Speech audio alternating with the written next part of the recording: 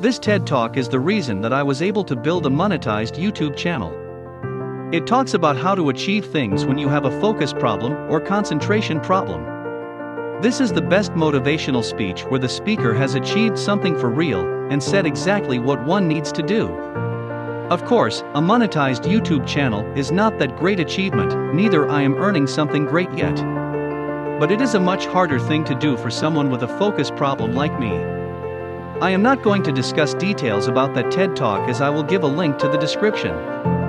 You will be amazed how doing very small things at a time can bring you what kind of result.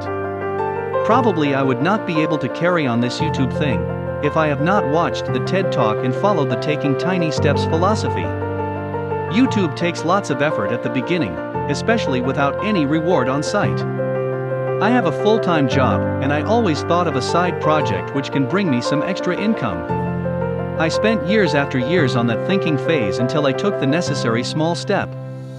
That happened after I watched that TED Talk. The link is in the description, so I would request you to watch it. Please let me know in the comment what do you think about that TED Talk.